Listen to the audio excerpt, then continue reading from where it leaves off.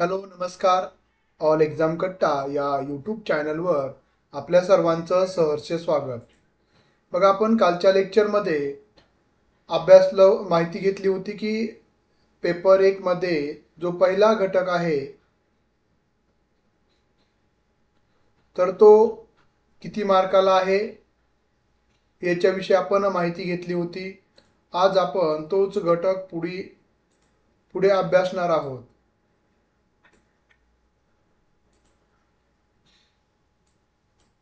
काल अचानक इलेक्ट्रिसिटी गेल्यामुळं अडचण अशी झाली की लेक्चर समारोप न करताच अचानक बंद झालं होतं. सर्वांना आठवत असेल. तर तेच लेक्चर आपण आज पुढे घेऊन जात आहोत. आपण कालच्या लेक्चरमध्ये काय काय पाहिलं होतं त्याचा आढावा घेऊयात आणि नंतर पुढे जाऊयात. काय काय पाहिलं होतं आपण? बघा, आपणा सर्वांना माहीत आहे की सेट परीक्षा जी नोव्हेंबर 2024 मध्ये होऊ घातलेली आहे. आपण ज्या पण विषयामधून प्रयत्न करत असाल, तयारी करत असाल, तर आपला पेपर 1 आणि पेपर 2 चे असे एकत्रित पद्धतीनं किती मार्क मिळवणं अपेक्षित आहे? 160 मार्क किंवा गुण आपणास मिळाले पाहिजे, तरच आपण ज्या विषयामधून तयारी करत आहात त्या विषयातून पात्र ठरणार आहात. तर आपण आता 160 म्हणजेच तुम्ही मराठीतून तयारी करत असाल, पेपरची किंवा परीक्षेची कोणत्याही परीक्षेची तयारी करत असताना आपण असं कधी गृहीत धरायचं नाहीये की आपण कॅटेगरीचा विचार करायचा नाही, आपण ओपनच्या मेरिटमध्ये बसलो पाहिजे, हा विचार आपल्या समोर असणं गरजेचं आहे.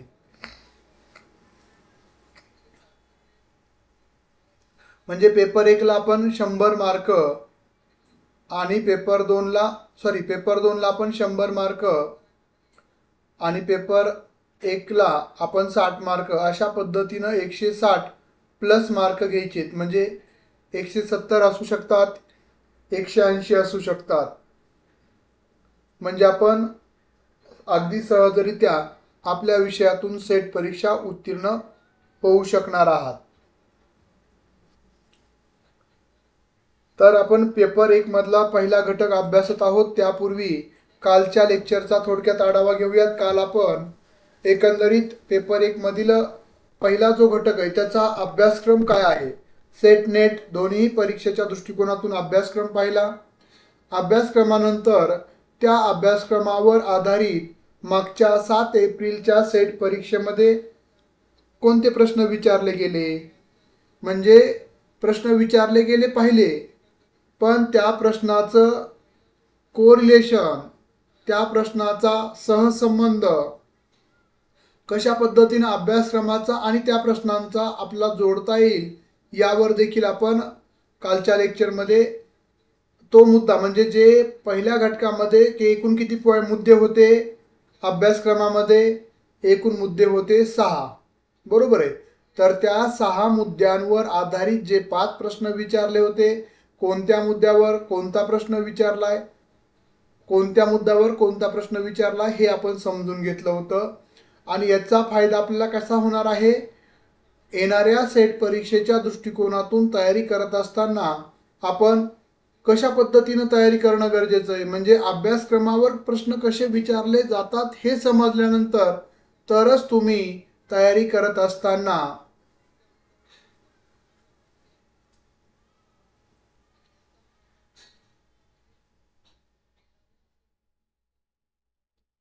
परीक्षाभिमुख दृष्टीने तयारी करू शकणार आहात, बरोबर आहे.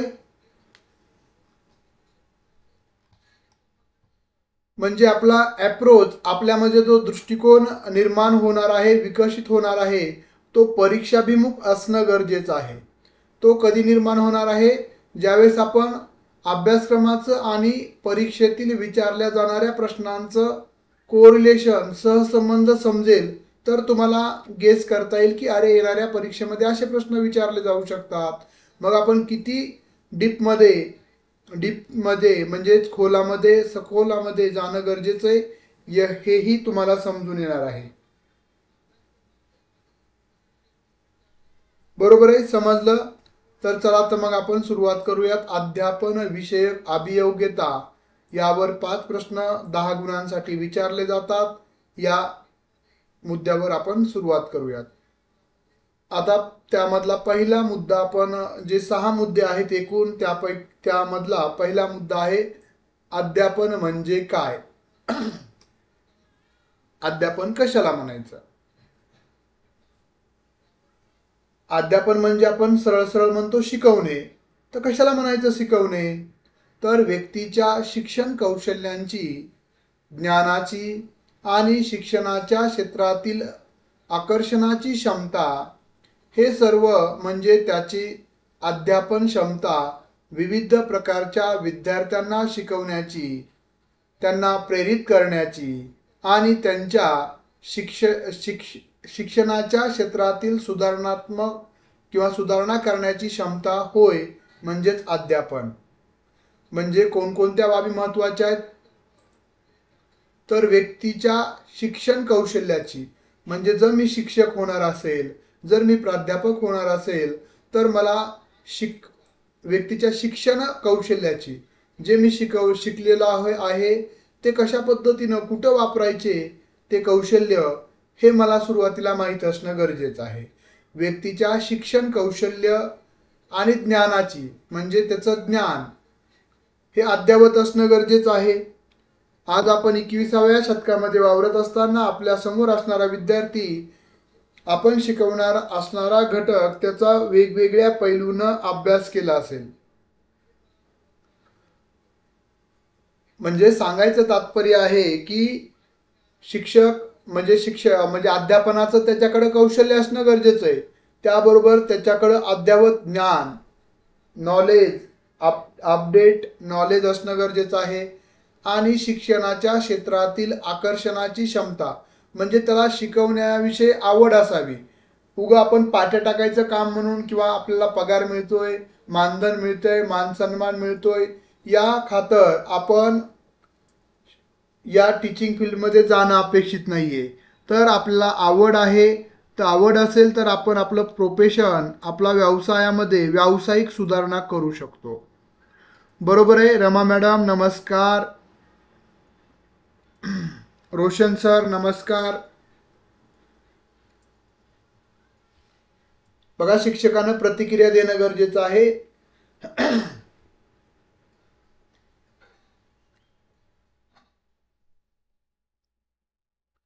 आता म्हणजेच शिक्षणाच्या क्षेत्रात म्हणजेच टीचिंग लर्निंग प्रोसेसमध्ये आपल्याला आकर्षण असलं पाहिजे. अध्यापन कशाला म्हणायचं? तर हे सर्व म्हणजे त्याची अध्यापन क्षमता होय, म्हणजे त्याच्याकडं शिकवण्याची क्षमता होय, त्याच्याकडं कौशल्य असतील, त्याला त्या विषयाचं ज्ञान असेल आणि त्या शिक्षण क्षेत्रामध्ये जसं आपण म्हणतो हाडाचा शिक्षक, तशा पद्धतीनं त्याला अध्यापनाविषयीचं आकर्षण असेल. त्याचबरोबर विविध प्रकारच्या विद्यार्थ्यांना शिकवण्याची, त्यांना प्रेरित करण्याची. मग आपण स्वामी विवेकानंद काय सांगतात? तर कोणीही कुणाला शिकवत नाहीये. राज सर व्हेरी गुड इव्हनिंग. मी पण त्या मताशी सहमत आहे. कुणीच कुणाला शिकवत नसतं. शिक्षक किंवा प्राध्यापक फक्त शिकण्यासाठी प्रेरित करत असतात. बरोबर आहे. त्यामुळं शिक्षकाला विद्यार्थ्यांना प्रेरित करायला आलं पाहिजे की तुम्ही करू शकता, तुमच्याकडे त्या सर्व क्षमता आहेत आणि त्यांच्या शिक्षणाच्या क्षेत्रातील सुधारणा करण्याची क्षमता होय. म्हणजे हे सर्व अध्यापन या संकल्पनेअंतर्गत येतं. समजलं? अध्यापन कशाला म्हणायचं? अद्ययावत कौशल्य. नवीन आता टीचिंगचे वेगवेगळे मॉडेल्स आलेले आहेत. प्रतिमाने आपण मराठीमध्ये म्हणतो. त्या मॉडेल्स विषयी आपल्याला शिक्षकाला माहिती असलं पाहिजे. शिक्षकाला त्याच्या विषयाचं सखोल ज्ञान असलं पाहिजे. ते ज्ञान शिकवत असताना वेगवेगळ्या प्रतिमाने वेगवेगळे उदाहरणं दाखल त्याला देता आले पाहिजेत. त्याला विद्यार्थ्याला प्रेरित करता आलं पाहिजे. त्या विद्यार्थ्यामध्ये आत्मविश्वास जागृत करता आली पाहिजे. अशा पद्धतीचे सर्व कौशल्य म्हणजे अध्यापन होय. आता अध्यापनाची प्रक्रिया कशी चालते? शिकणं आणि शिकवणं. तर अध्यापन ही प्रक्रिया आहे ज्यामध्ये एक व्यक्ती इतरांना नैतिकता, शैक्षणिकता, कौशल्य म्हणजे प्रॅक्टिकलच्या माध्यमातून आपण वेगवेगळे कौशल्य त्या विद्यार्थ्याकडून आत्मसात करायला त्याला प्रवृत्त करत असतो, आपण मदत करत असतो. स्वामी विवेकानंद म्हणतात, कुणीही कुणाला शिकवत नाही. शिक्षक किंवा शिक्षक हे विद्यार्थ्याला शिकण्यासाठी फक्त प्रवृत्त करत असतात, प्रेरित करत असतात. माझंही तेच मत आहे. आपण ज्याची इच्छा नाही त्याला शिकू शकतो का? नाही. ज्याची इच्छा आहे तोच शिकत असतो. Preeti madam very good evening. Sunita madam very good evening. बरोबर आहे ना? त्यामुळं स्वामी विवेकानंद ज्या पद्धतीनं सांगतात त्या पद्धतीनं आपण कुणीही कुणाला शिकवत नाहीत. आपण फक्त शिक्षणासाठी प्रेरित करत असतात. त्यांना समजेल उमजेल या पद्धतीनं समजून सांगत असतात. पण विद्यार्थी समजून नाही घेण्याचं ठरवलं, जर विद्यार्थ्यांनी ठरवलं जरी कितीही शिक्षकांनी शिकवलं तरी आम्ही समजून घेणार नाहीत, आपण काय करणार आहोत? तो विद्यार्थी शिकेल का? प्रतीक्षा मॅडम नमस्कार. नाही शिकणार. तो कधीच शिकणार नाहीये. कारण की आपण त्याला तेवढ्या पातळीवर जाऊन प्रेरित करणं गरजेचं की नाही तू करू शकतोस, तुझ्याकडे ती सर्व क्षमता आहे, तरच तो विद्यार्थी प्रेरित होईल आणि शिकायला सुरुवात करील. रोशाली मॅडम व्हेरी गुड इव्हनिंग. म्हणजेच अध्यापन प्रक्रियेमध्ये हे शिकवणारे शिकवण्याचं काम करत असतात, पण शिकण्याची इच्छा देखील असणं गरजेचं आहे.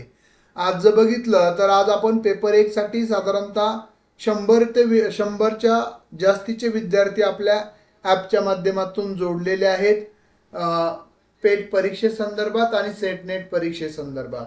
पण लाईव्ह लेक्चरला आपण गृहीत धरूया की 50% विद्यार्थी हे जॉब करणारे आहेत. या वेळेमध्ये त्यांचं काम असतं त्यामुळे जॉईन करू शकत नाहीत. पण 50% विद्यार्थी तरी जॉईन करू शकतात. म्हणजे 50 म्हणजे 20-25 विद्यार्थी तरी जॉईन करणं अपेक्षित आहेत. पण जास्तीत जास्त 10 विद्यार्थी आपल्या लाईव्ह लेक्चरला असतात.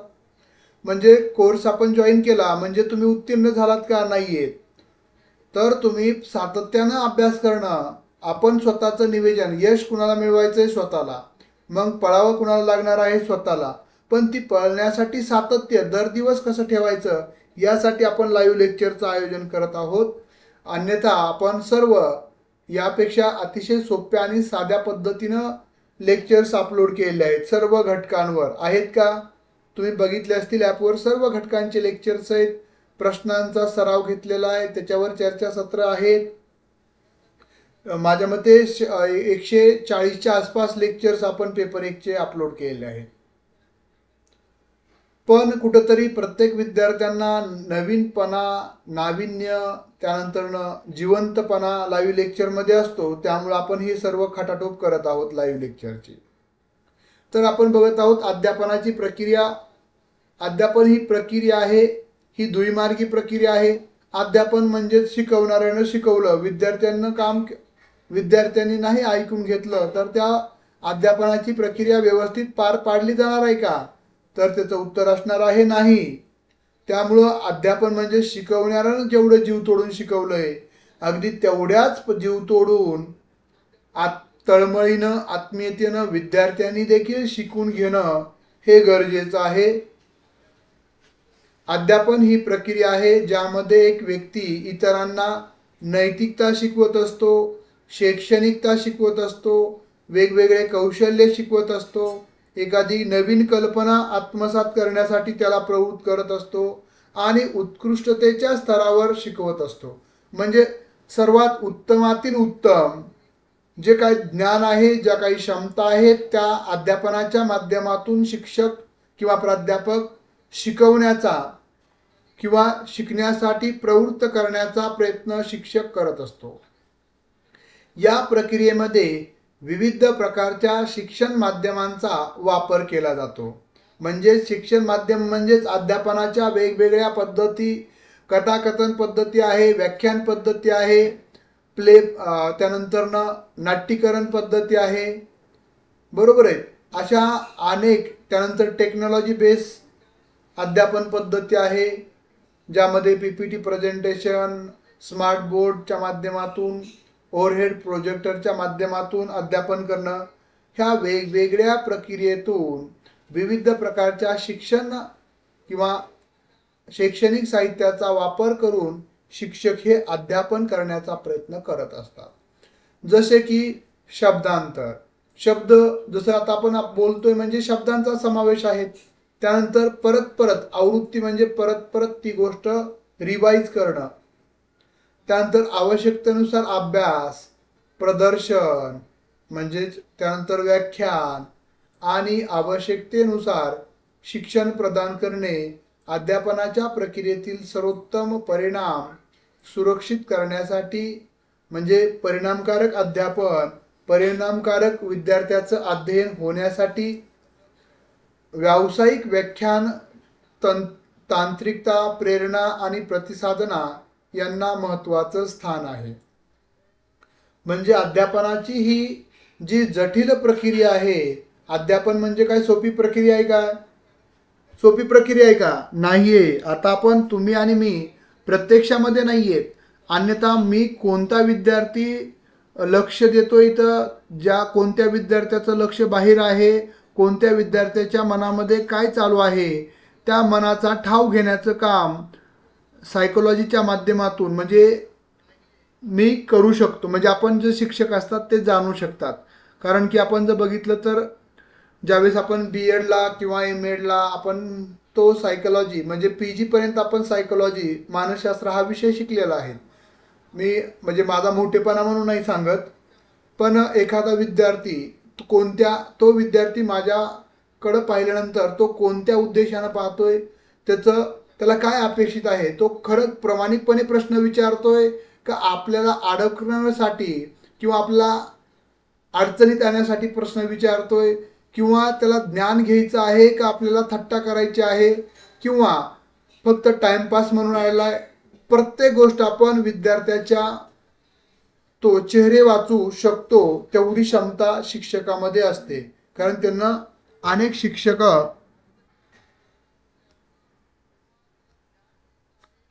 अनेक विद्यार्थी पाहिलेले असतात. त्यामुळे आपण अध्यापनाला जिवंत असं का म्हणतो? कारण की कोणत्या विद्यार्थ्याचं लक्ष आहे, कोणत्या विद्यार्थ्याचं नाही, हे या पण बाबी विचारात घेऊन अध्यापन करावं लागतं शिक्षकाला. त्यामुळे ही जटिल प्रक्रिया आहे. म्हणजे फक्त शिक्षकाने शिकवलं म्हणून पूर्ण होतं का अध्यापन? नाहीये. विद्यार्थ्यांनी देखील शिकलं पाहिजे. आता विद्यार्थ्यांनी आणि शिक्षकांनी शिकवण्यासाठी, म्हणजे विद्यार्थ्यांनी शिकण्यासाठी आणि शिक्षकांना शिकवण्यासाठी त्याला काहीतरी सपोर्टिव्ह मटेरियल म्हणजेच टीचिंग मटेरियल म्हणजे आपण शैक्षणिक साहित्य म्हणतो, त्याच्या माध्यमातून अध्यापन प्रक्रिया ही सुखकर होती, सोपी होते. जसं आता तुमच्या आणि माझ्यामध्ये मला पण खूप शिकवण्याची इच्छा आहे, तुम्हालाही शिकण्याची इच्छा आहे, तर आपल्यामध्ये शैक्षणिक माध्यम काय आहे? जसं हे ऑनलाईन प्लॅटफॉर्म आहे, यूट्यूबच्या माध्यमातून, ॲपच्या माध्यमातून तुम्ही हे सर्व लेक्चर्स पाहू शकता, ऐकू शकता, प्रतिप्रश्न चॅटच्या माध्यमातून विचारू शकता. हे सुलभ कशामुळे झालं? इथं माझी खूप इच्छा आहे, पण तुम्ही लाईव्हला नाही आलं तर कसं तुमचं अध्ययन होणार आहे? आणि माझा उद्देश आहे अध्यापन करणं, पण माझ्यासमोर जर विद्यार्थी नसतील तर ती अध्यापन प्रक्रिया सुखकर होणार आहे का? नाहीये. त्यामुळेच अध्यापन प्रक्रिया ही जटिल आहे, दोघांवर अवलंबून आहे. जसं गाडीला 2 चाकं असतात, एक चाकावर गाडी चालत नाहीये, त्या पद्धतीनं टीचिंग आणि अध्यापन प्रक्रियेमध्ये देखील 2 चाकं म्हणजे विद्यार्थी आणि अध्यापक या दोघांच्याही भूमिका या महत्त्वाच्या असतात. पुढचा मुद्दा आहे अध्यापनाची संकल्पना, कन्सेप्ट ऑफ टीचिंग. काय आहे अध्यापनाची संकल्पना? बघा, पहिल्या घटकाचं एक वेगळेपण सांगायचं राहिलं. पहिल्या घटकावर जे प्रश्न विचारले जातील हे फॅक्च्युअल नाहीये, कन्सेप्च्युअल असतील. फॅक्च्युअल म्हणजे ॲज इट इज, जशाच तसे येणारे प्रश्न. आणि कन्सेप्च्युअल म्हणजे संकल्पनावर आधारित, जशाच तसे नाहीये. ती संकल्पना जर तुम्हाला समजली असेल तर त्यावर विचारलेल्या प्रश्नाचं उत्तर तुम्ही म्हणजे अचूक पद्धतीनं देऊ शकणार आहात. पण जर तुम्हाला ती संकल्पना समजली नसेल तर त्या प्रश्नाचं उत्तर तुम्ही देऊ शकणार नाहीये. म्हणजे जशाच तसा प्रश्न या पहिल्या घटकावर विचारला जात नाही. त्यामुळं संकल्पना समजून घेणं पहिल्या घटकाच्या दृष्टिकोनातून महत्वाचं आहे. ओके, आपण बोलत होतात अध्यापनाची संकल्पना. बघा, अध्यापनाची संकल्पना ही शिक्षण प्रक्रियेच्या प्रमुख उद्दिष्टांसाठी सार्थकपणे आणि स्पष्टपणे योजना तयार करण्याची प्रक्रिया आहे. बरोबर आहे का? माझंही मत तेच आहे.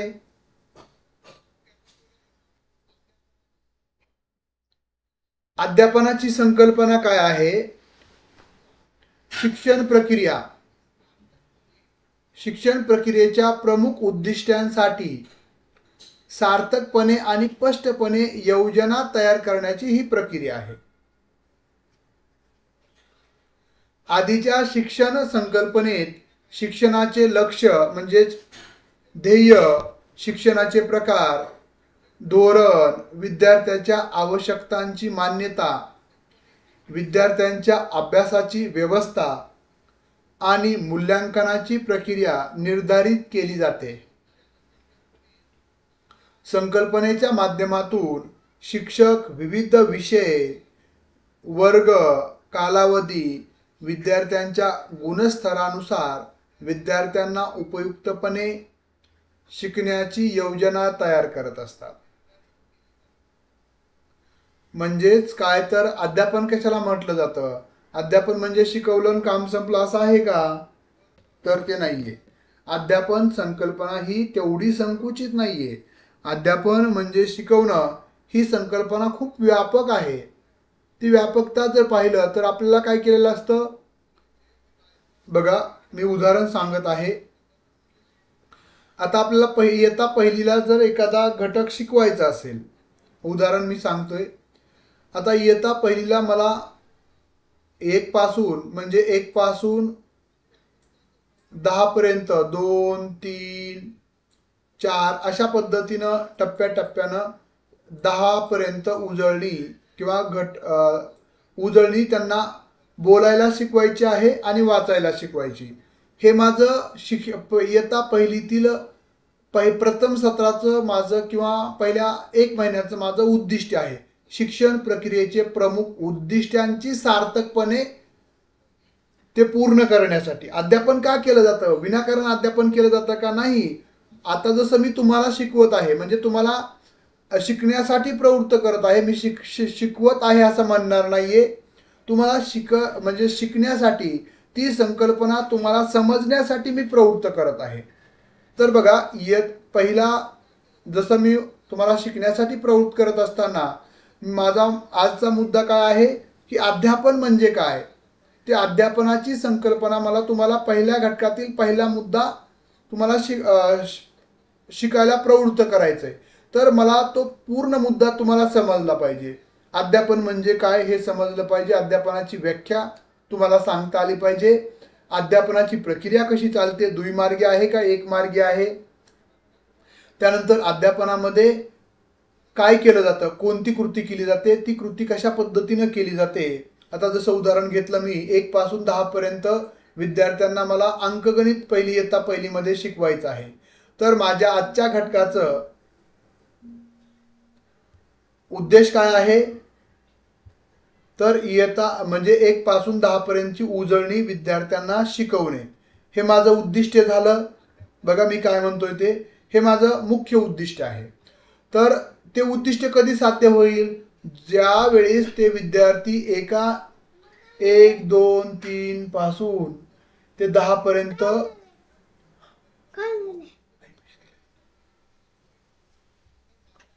1 पासून 10 पर्यंत ते उजळणी व्यवस्थित पद्धतीनं बोलू शकतील आणि लिहू शकतील, त्यावेळेस माझं उद्दिष्ट पूर्ण झालं असं मी म्हणेल. बरोबर आहे का?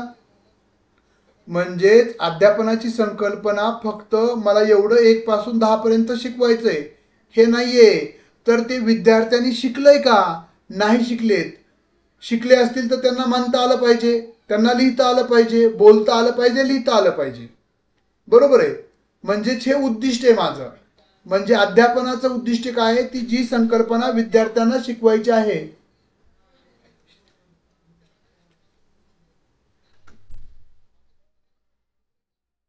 समजतंय सर्वांना? म्हणजेच अध्यापनाची संकल्पनेमध्ये जे पार्ट शिकवायचा आहे, जो घटक शिकवायचा आहे, त्या घटकाचे आपण उद्दिष्ट ठरवल्याशिवाय, म्हणजे आपण मोगम आता मी काय आज काहीच नाही, म्हणजे मी काहीच ठरवलं नाही, तुम्हाला काय शिकवायचंय किंवा कोणत्या गोष्टी तुम्हाला माहिती करून द्यायच्यात हे काही ठरवलं नाही आणि मी लाईव्ह आलेलो आहे. होईल का आपलं लेक्चर? होईल का? तुम्हाला मला काय शिकवायचं हे समजलं पाहिजे. आपण का शिकायचंय? तुम्ही का लेक्चर अटेंड करत आहात? तुम्हाला वेळ आहे म्हणून करत आहात का? नाहीये. तुम्हाला येणाऱ्या सेट परीक्षेमध्ये उत्तीर्ण व्हायचंय या उद्देशानं तुम्ही हे लेक्चर अटेंड करत आहात. आणि माझं पर्पज काय? माझा उद्देश काय आहे? तुम्हाला ही संकल्पना येणाऱ्या नोव्हेंबरमध्ये होणाऱ्या सेट परीक्षेच्या दृष्टिकोनातून समजली पाहिजे.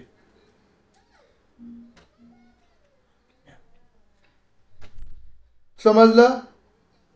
म्हणजेच माझंही उद्दिष्ट निश्चित आहे की मला हा घटक, तुम्हाला ही संकल्पना समजून सांगायची आणि तुम्हीही ठरवलं की मला ही संकल्पना समजून घ्यायची. येणाऱ्या परीक्षेमध्ये मला या संकल्पनेवर विचारलेल्या प्रश्नांचं उत्तर, योग्य ते उत्तर निवडता आलं पाहिजे.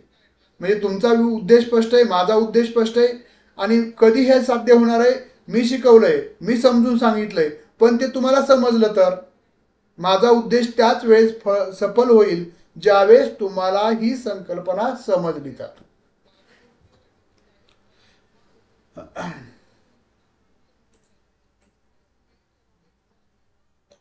समजलं? आता आपण बघतो आधीच्या शिक्षण संकल्पनेत. आता इथं कोणकोणते मुद्दे समजले पाहिजे? आधीच्या, जसं की आता तुम्हाला आधीच्या शिक्षण संकल्पनेत आपण काय करत असतो? अध्यापन करत असताना, अध्यापनाच्या संकल्पना स्पष्ट करत असताना विद्यार्थ्यांना, जसं मी तुम्हाला आता कालच्या लेक्चरमध्ये काय शिकवलं, तर मागील परीक्षेमध्ये किंवा अभ्यासक्रम काय आहे त्यावर प्रश्न कसे विचारले याचं कोरिलेशन, याचा सहसंबंध मी मागच्या लेक्चरमध्ये तुम्हाला, कालच्या लेक्चरमध्ये समजून सांगण्याचा प्रयत्न केला. आजचं पुढचं काय आहे? अध्यापन म्हणजे काय? पहिला मुद्दा मला तुम्हाला स्पष्ट करायचा आहे. म्हणजे मी सिक्वेन्सली, क्रमवार पद्धतीनं तुम्हाला पुढे घेऊन जातोय. बरोबर आहे? आणि म्हणजेच आपण काय करत असतो आधीच्या शिक्षण संकल्पनेत, म्हणजे जे तुम्हाला मी कोणतंही लेक्चर सुरू करत असताना तुम्ही पाहू शकता, काल आपण काय पाहिलो आहोत याचा आढावा घेतोय. म्हणजे आपण जुन्या ज्ञानाला नवीन ज्ञानाबरोबर जोडण्याचा प्रयत्न करत असतो, तरच आपलं ज्ञान हे एकमेकाबरोबर क्रमवार पद्धतीनं, जसं आपल्याला बघा शिक्षकांनी 1 आधी शिकवला, 2 नंतर शिकवलं, 3 नंतर, 4, 5, 6 अशा पद्धतीनं आपल्याला पाढे शिकवले. बरोबर आहे? म्हणजेच आधीच्या ज्ञानाबरोबर, म्हणजेच 1 नंतर 1 अधिक 1 म्हणजे 2, त्यानंतर 2 मध्ये आणखी 1 मिसळला म्हणजे 3. म्हणजे आधीच्या ज्ञानाबरोबर नवीन ज्ञान जोडलं जातं, त्याला आपण ज्ञान रचनावाद म्हणतो. ते आपण बघणारच आहोत. त्यावर मागच्या परीक्षेमध्ये प्रश्न पण विचारलेले आहेत. अध्यापनामध्ये ज्ञान रचनावाद कधी आला? तर आता नवीन संकल्पना आहे. ज्ञान रचनावाद म्हणजे काय? जुन्या ज्ञानाबरोबर नवीन ज्ञानाची सांगड घालणे, जेणेकरून नवीन ज्ञान, जे आपण नवीन लेटेस्ट ज्ञान घेणार आहोत ते आपल्याला समजायला मदत होईल. बरोबर? आपण पाया आधी खणतो आणि त्या पायावर इमारतीचा एक मजला वर चढवत असतो. अगदी त्याच पद्धतीनं बुद्धीच्या संकल्पनेच्या इमारती बांधत असताना आधी आपल्याला पाया स्पष्ट करावा लागतो, त्यानंतर एक मजला चढवला तर तो टिकतो. आधीच्या शिक्षण संकल्पनेत शिक्षणाची लक्ष्य, म्हणजे मला काय शिकवायचं, जसं आता मला काय करायचं, अध्यापनाची संकल्पना तुम्हाला स्पष्ट झाली पाहिजे. हा माझा आजचा लेक्चरचा मेन पर्पज आहे, मेन हेतू आहे. त्यानंतर प्रकार, जे शिकवायचे ते किती प्रकारामध्ये मला विभागता येईल, डिवाइड करता येईल. त्यानंतर धोरण काय, आपलं धोरण काय, शिकवण्याचा उद्देश काय, धोरण काय, तर तुम्हाला येणाऱ्या सेटमध्ये या घटकावर विचारलेल्या प्रश्नाचं अचूक उत्तर निवडायला तुम्ही समर्थ व्हाल.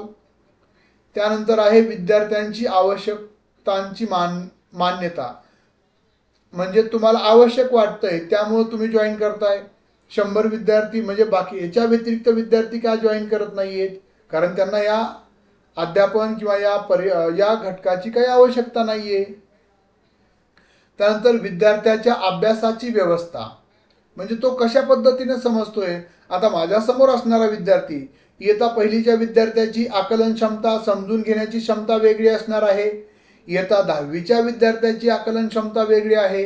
आता जर तुम्हाला शिकवायचं म्हणजेच ग्रॅज्युएशन किंवा पोस्ट UG किंवा PG या स्तरावरील विद्यार्थ्याची आकलन क्षमता, ज्याला आपण समजून घेण्याची क्षमता, ही निरनिराळी किंवा वेगवेगळी असणार आहे. मग मी कोणत्या इयत्तेतील विद्यार्थ्यांना शिकवणार आहे, त्यानुसार त्यांना अध्ययनाचे अनुभव दिले पाहिजेत, अध्ययनाचे उदाहरणं दिले पाहिजेत, म्हणजे तरच तो विद्यार्थी व्यवस्थित त्याला विद्यार्थ्याला समजणार आहे. आता मी लहान विद्यार्थ्याला जर या भाषेमध्ये शिकवू लागलो, समजून सांगू लागलो, त्याला काही समजणार आहे का हो? त्याला काहीही समजणार नाही. ते फक्त आपल्या तोंडाकडे बघत राहील. त्याला काय माहिती अध्यापन म्हणजे काय, त्याची संकल्पना काय, त्याचा मूळ पाया पक्का नाहीये. तर तो इमारतीमधलं आपण म्हणतो शिखरावर त्याला चढून कसं चालेल, नाहीये. त्यामुळं आपल्याला विद्यार्थ्याची अभ्यासाची व्यवस्था, म्हणजे विद्यार्थ्याची अध्ययन कशा पद्धती, म्हणजे विद्यार्थी प्राथमिकचा आहे त्याला वेगळी अध्यापन पद्धती निवडायची, वेगळे उदाहरणं द्यायचे. माध्यमिकचा आहे त्याला वेगळे उदाहरणं द्यायचे. उच्च माध्यमिकचा आहे, विद्यापीठ स्तरावरील विद्यार्थी तो सेल्फ स्टडी पण करू शकतो, स्वतः अभ्यास करू शकतो. पण जिथं जिथं त्याला म्हणजे अडचण निर्माण होते, जिथं त्याला मार्गदर्शनाची गरज आहे असं वाटतंय, त्या ठिकाणी आपण त्याला सपोर्ट करणं, त्याला योग्य आणि अचूक मार्गदर्शन करणं अपेक्षित आहे. आणि या अध्यापनाच्या संकल्पनेमधील मूल्यांकनाची प्रक्रिया निर्धारित केली जातात.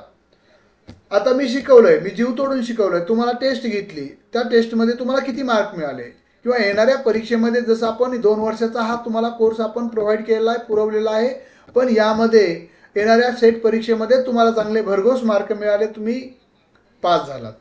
पण जे विद्यार्थ्यांना एवढं आपण तळमळीनं शिकून देखील मार्क मिळत नसतील, या घटकावरील या संकल्पनेवर, अध्यापनाच्या संकल्पनेवर तुम्हाला प्रश्न विचारून जर त्याचं बेसिक मूलभूत प्रश्नाचं उत्तर देऊ शकला नाही, तर त्यामध्ये तुमचंही अपयश आणि माझं पण अपयश आहे. मी कुठेतरी अध्यापनामध्ये कमी पडलोय असा अर्थ होतो, किंवा तुम्ही तरी कुठेतरी अध्ययनामध्ये कमी पडलात, सातत्याने नाही ठेवलं असंही त्याचा अर्थ होऊ शकतो. तर मूल्यांकनाची प्रक्रिया निर्धारित केली जाते की बाबा आपण शिकवलंय ते समजलं का विद्यार्थ्यांना, नाही तर डबल शिकवायला. निदान करणं आणि उपचारात्मक अध्यापन करणं त्याला म्हटलं जातं. नैदानिक कसोट्या, उपचारात्मक अध्यापन.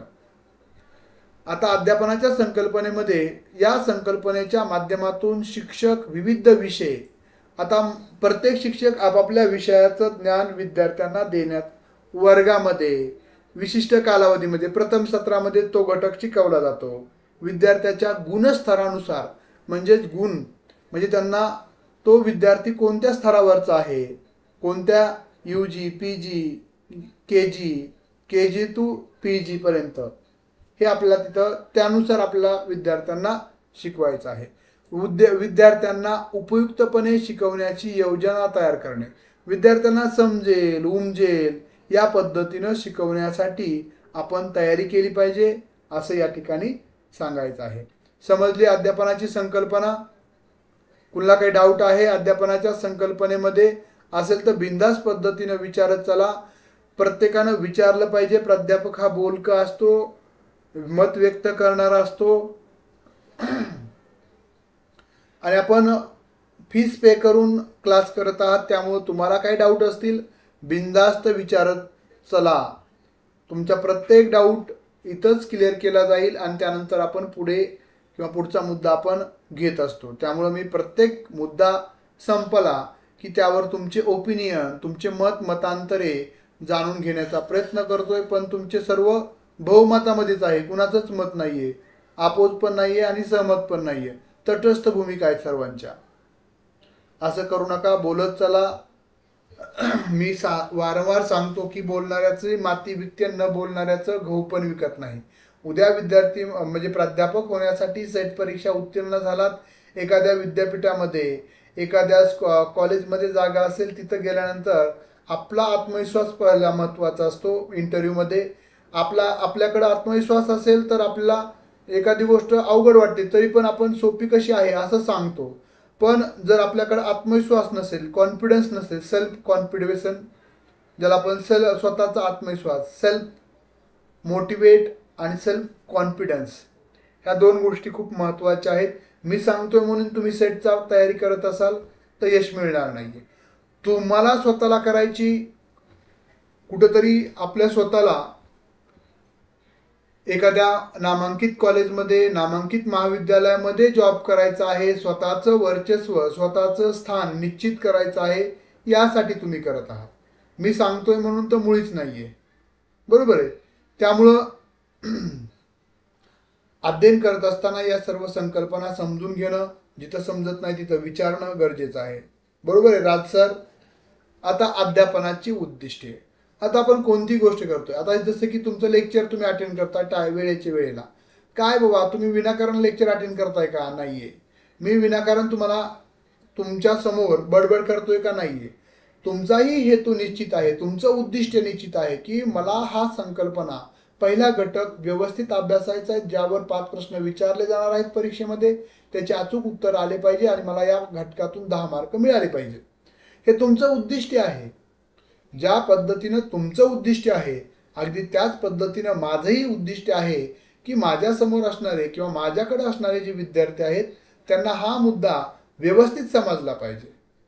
जर त्यांना व्यवस्थित समजला तर त्यांना या मुद्द्यावर, या घटकावर विचारले जाणाऱ्या प्रश्नांचं समाधानकारक पद्धतीनं उत्तर ते देऊ शकणार आहेत. भले ते ऑब्जेक्टिव्ह टाईप प्रश्नामध्ये असतील किंवा इंटरव्ह्यूमध्ये पण असेल. समजलं? आता हे जे ज्ञान सामर्थ्याचे विकासंग उद्दिष्ट म्हणजे ज्ञान आपल्यामध्ये सामर्थ्य वाढवायचे. अध्यापनाची उद्दिष्टे काय आहेत? विद्यार्थ्यामध्ये सामर्थ्य विकसित करणं.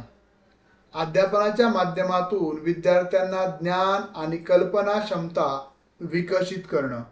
विनाकारण आपण शिकवत नाहीत. विद्यार्थ्यामध्ये ज्ञानात विद्यार्थ्याच्या वाढ झाली पाहिजे, विद्यार्थ्यांची कल्पनाशक्ती विकसित झाली पाहिजे, त्यांच्या सोयी क्षेत्रात विशेष तज्ञतेची उन्नती, उत्पन्नता करणे, म्हणजे ते सर्वस्व. म्हणजे बघा, शिक्षकांना आपण यशस्वी झालो हे महत्त्वाचं नसतं, पण आपला शिष्य उच्च पदावर गेलाय हे खूप महत्त्वाचं असतं. मी माझं स्वतःचं उदाहरण सांगतो. बघा, आपण पहा, तुम्ही 5 तारखेला मी ज्या कॉलेजमध्ये 7 वर्षे काम केलं होतं त्या कॉलेजचा समारोप होता, म्हणजे निरोप समारंभ. आणि 6 तारखेला नवीन विद्यापीठामध्ये एक छोट्या कॉलेजमधून 7 वर्ष काम करून एका नामांकित उच्च विद्यापीठामध्ये जायचं होतं. म्हणजे ती खूप माझ्या आयुष्यातली खूप मोठी अचिव्हमेंट होती, खूप मोठी मिळकत होती असं मी म्हणेल. आणि त्याच वेळेस 5 तारखेलाच मी निरोप समारंभ 5 वाजता 5:30 वाजता संपला. मी घरी आलो, अपूर्वाचा पहिला फोन आला, अनेक विद्यार्थ्यांचे परत फोन येत गेले. मी माझं यश, माझा केलेला सन्मान हे मला गौण वाटलं, म्हणजे कमी वाटलं. पण विद्यार्थी, माझ्या क्लासचे विद्यार्थी जे अहोरात्र मागच्या 6 महिन्यापासून माझ्याशी जोडले गेले होते, त्यांचा रिझल्ट आलाय. मी ज्या विद्यार्थ्यांनी स्टेटस बघितलं असेल, मी माझं कोणतीच गोष्ट मी स्टेटसला ठेवली नाही. ते विद्यार्थी त्यांच्या कष्टातून आणि आपल्या क्लासच्या मार्गदर्शनातून यशस्वी झालेत, तो आनंद माझ्यासाठी सर्वोच्च वाटला त्यावेळेस.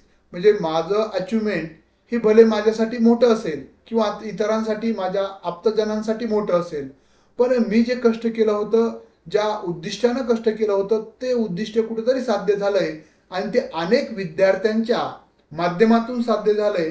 ती सर्वात मोठी अचिव्हमेंट, सर्वात मोठं समाधान ते असतं. त्यामुळं त्यांच्या म्हणजे विद्यार्थ्यांच्या क्षमता आणि त्या विषयातले ते सर्वोच्च त्यांना ज्ञान मिळावं, हे महत्वाचं उद्दिष्ट आहे. अशा पद्धतीनं आपण आजच्या लेक्चरमध्ये अध्यापन कशाला म्हणायचं, अध्यापनाच्या व्याख्या, अध्यापन संकल्पना ही जाणून घेण्याचा प्रयत्न केलेला आहे. उद्याच्या लेक्चरमध्ये त्यानंतर आपण अध्यापनाची उद्दिष्टे, त्यामधील ज्ञान हे जे उद्दिष्ट आहे ते आपण समजून घेण्याचा प्रयत्न केलाय. उद्याच्या लेक्चरमध्ये अध्यापनाची जी बाकीचे उद्दिष्टे आहेत ते समजून घेणार आहोत. सविस्तर उद्याच्या लेक्चरमध्ये आपण चर्चा करूयात. इथपर्यंत आजच्या लेक्चरमध्ये काही डाऊट असतील, काही प्रश्न असतील तर बिंदास पद्धतीनं विचारत चला. समजतंय? Raj sir, Vrushali madam, Pratiksha madam, Preeti madam, Sunita madam, Rama madam, समजतंय सर्वांना व्यवस्थित? काही डाऊट आहेत, काही प्रश्न असतील तर विचारत चला. अन्यथा आज आपण इथंच थांबूयात. राहिलेला पार्ट उद्याच्या लेक्चरमध्ये आपण सातत्यपूर्ण पद्धतीनं घेणार आहोत.